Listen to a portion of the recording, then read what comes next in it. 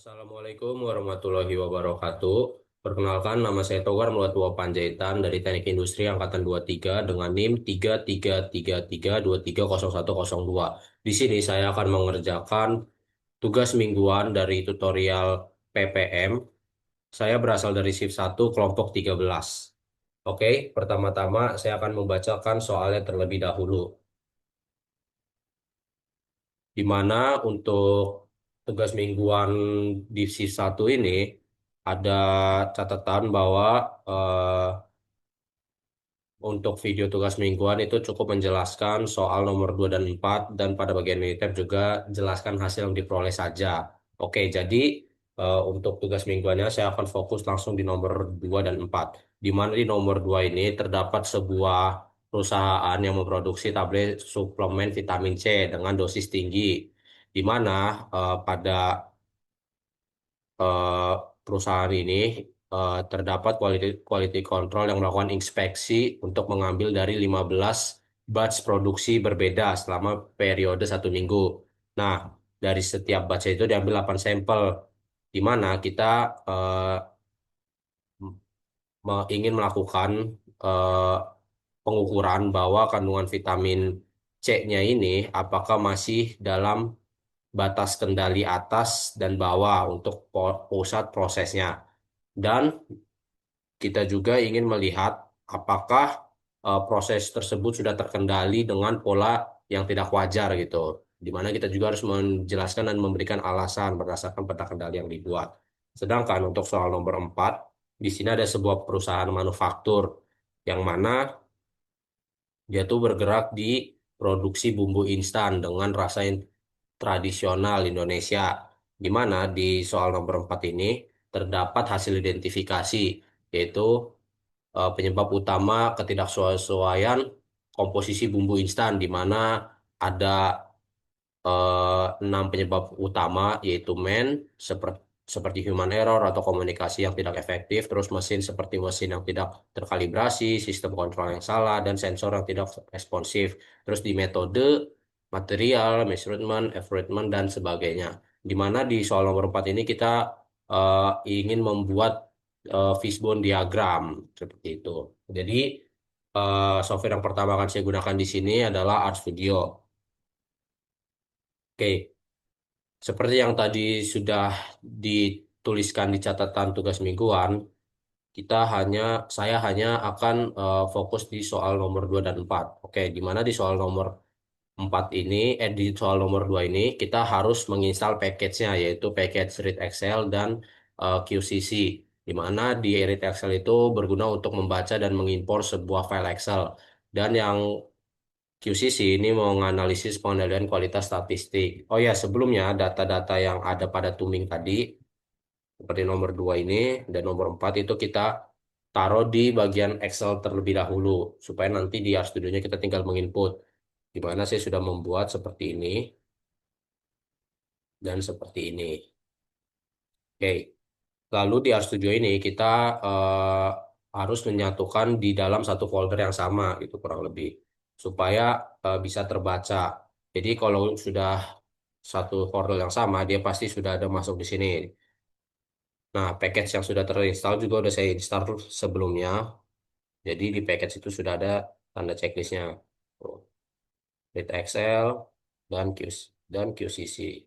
Oke, jadi langsung saja di soal nomor 2. Pertama-tama kita menginput data, di mana di soal 2 ini saya letakkan di sheet kedua. Di sini kita run. Nah, untuk soal nomor 2 ini kita akan menghilangkan kolom satu. Kenapa kita hilangkan? Karena kolom satu ini hanya berisikan identitas batch keberapa saja. Jadi kita tidak menggunakan data ini, hanya cukup angka-angkanya saja. Jadi kita run di bagian sini dan kita print. Nah, jadi di RStudio dia sudah akan mengeprint data-data angkanya saja. Jadi kolom satunya sudah tidak ada. Lalu kita akan membuat peta kendali R, di mana kita menggunakan package QCC di sini, di mana kita membuat di nomor 2 ini menjadi data 2, di mana type-nya itu R, yaitu jenis peta kendali yang ingin kita buat. Terus titelnya itu peta kendali R, kandungan vitamin C underscore NIM yaitu NIM saya 102. Terus X-nya itu subgroup dan Y-nya itu range-nya, di mana statusnya itu true. Nah, karena kalau kita milih false itu dia tidak ada keterangan hasilnya di chart gitu. Habis itu kita run di sini. Nah, jadi kita sudah mendapatkan peta kendalinya, di mana bisa kita lihat UCL-nya itu berada di garis ini dan LCL-nya berada di sini. Di mana ada pada di subgroup 11 dia itu melewati batas atasnya. Jadi ini belum benar. Jadi kita akan melakukan sebuah perbaikan di mana kita akan melihat dulu data yang keluar dengan komen PTR violation. Di mana bisa kita lihat di sini itu ada 11 ada di data 11 yang keluar, di mana dia tuh melebihi batas UCL-nya yaitu sebesar 11,4 sekian gitu. Jadi karena dia sudah keluar dari eh, peta kendalinya, jadi kita akan eh, menghilangkannya. Nah, di sini ada LCL-nya 0,44 sekian dan UCL-nya 11, sekian, di mana grup sampelnya ada 7, number groupnya ada 15 dengan standar deviasi 2 dan center of group statistik 5,933. Ini adalah rata-rata dari semua data yang ada. Jadi kita akan menghapus di data 11 dengan data 2 fix min 11. Di sini jadi kita hilangkan di data 11-nya.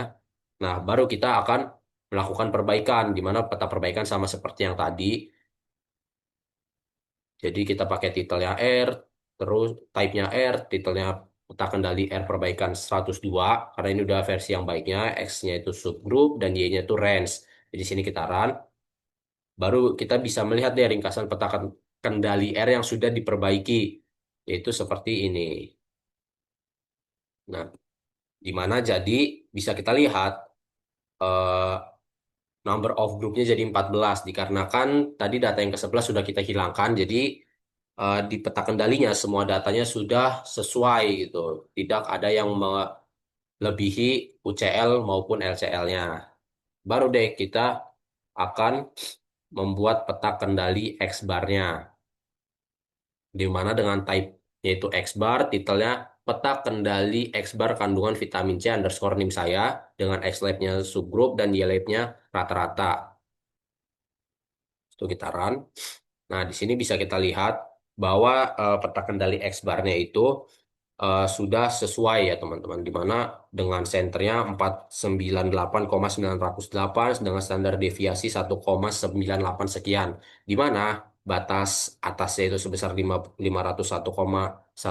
sekian dan batas bawahnya itu 496,66 sekian, di mana dari 14 grup ini tidak ada yang melewati peta kendali, jadi semuanya sudah baik gitu. Di mana tuh bisa kita lihat di sini ringkasannya sama seperti yang tadi saya bilang. Jadi kesimpulannya untuk nomor di A, hitunglah batas kendali atas dan bawah untuk pusat proses. Jadi bisa kita lihat di sini eh, batas kendali dan batas bawahnya sudah kita dapatkan, yaitu untuk di peta X bar itu sebesar 49,66 dan 501. Sedangkan untuk di R-nya tadi itu sebesar 0,04 sekian dan 10,3 sekian. Seperti itu. Lalu untuk nomor duanya, yang B-nya, menggunakan pola tidak wajar pada kendali, apakah proses tersebut sudah terkendali dan jelas. Jelaskan dan berikan alasan berdasarkan peta kendali yang dibuat. Oke, jadi eh, kesimpulannya data ini eh, sudah terkendali jika di bagian batch ke-11 ini kita hilangkan karena ini tidak, kalau ada dia ini dia eh, istilahnya nggak sesuai sama peta kendalinya gitu tuh. Jadi bisa kita lihat juga di ininya setelah kita hilangkan bahwa eh, peta kendalinya itu sudah berada di ambang-ambang ambang atas dan ambang bawahnya yang sesuai gitu tuh. Jadi seperti itu untuk soal nomor 2. Lanjut kita untuk soal nomor 4, di mana di soal nomor 4 ini kita disuruh membuat diagram fishbone kan. Jadi kita langsung aja di mana di soal nomor 4 ini kita akan menginput data, di mana di soal 4 itu saya letakkan di sheet 4. Jadi kita sini kita run. Jadi dia sudah membaca, sudah masuk ke sini dan membuat fishbone diagram dengan komen cause and effect, cause dot and dot effect, di mana cause-nya itu ada list, di mana listnya itu berisikan man, mesin, method, material, measurement, sama effort gitu. Jadi ini diambil dari Excel-Excel yang di soal nomor 4. Kita close dulu. Nah, di mana efeknya itu tidak stabilnya komposisi bumbu instan. Jadi di sini kita bisa run. Jadi diagram fishbone yang kita dapatkan ialah seperti ini. Jadi agak acak-acakan ya, karena eh, permasalahan di RStudionya. Jadi ya kurang lebih sama ya teman-teman. Di mana di main-nya itu ada human error, komunikasi antar tim, efektif dan sebagainya, di mana mesinnya ada mesin kalibrasi, tidak terkalibrasi, dan lain-lain. Jadi seperti itu untuk penyelesaian dengan software RStudio. Jadi selanjutnya kita akan menggunakan software Minitab. Oke, untuk di Minitab ini kita memasukkan data yang pada Excel yang sudah kita buat tadi. Di mana di data di Excel itu ketika sudah saya masukkan di sini, ia akan menghasilkan diagram seperti ini, di mana di grafik ini bisa kita lihat di bagian peta kendali X, nilai dari UCL-nya sebesar 501,29 sekian, dan di LCL-nya sebesar 496,321, dengan X bar-nya 498,810, di mana di peta kendali X ini semua datanya itu terkendali. Bisa kita lihat dia tidak melewati batas atas dan batas bawahnya.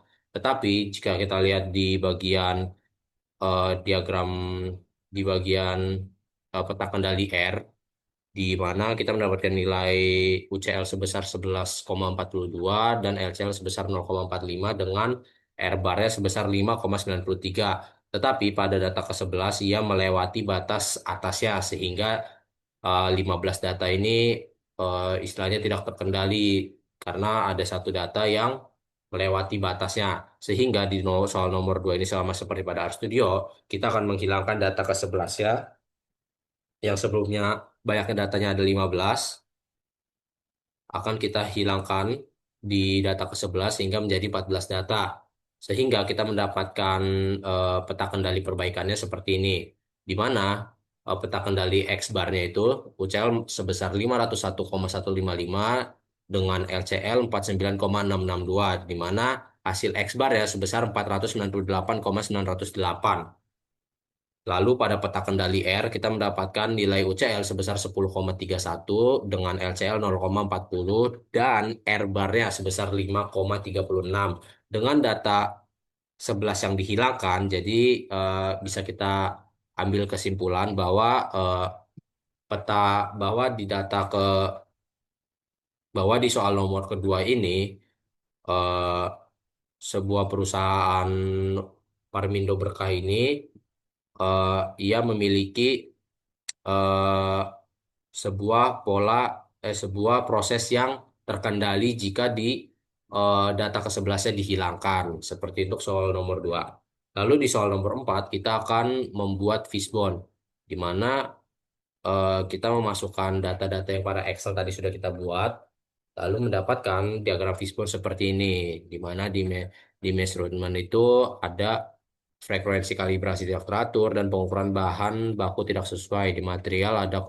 kualitas bahan bakunya yang tidak konsisten, terus penyimpanan bumbu yang tidak proper. Lalu pada personal, personel atau human, di sini itu ada human error dan komunikasi tim yang tidak efektif. Di environment itu ada kontaminasi dari area sekitar, kelembapan udara, sama fluktuasi suhu ruang produksi. Dan di metode ada urutan penambahan bahan tidak konsisten dan waktu pencampuran tidak standar. Dan di mesin ada sensor suhu tidak responsif, sistem kontrol otomatis bermasalah, dan mesin pencampur tidak terkalibrasi.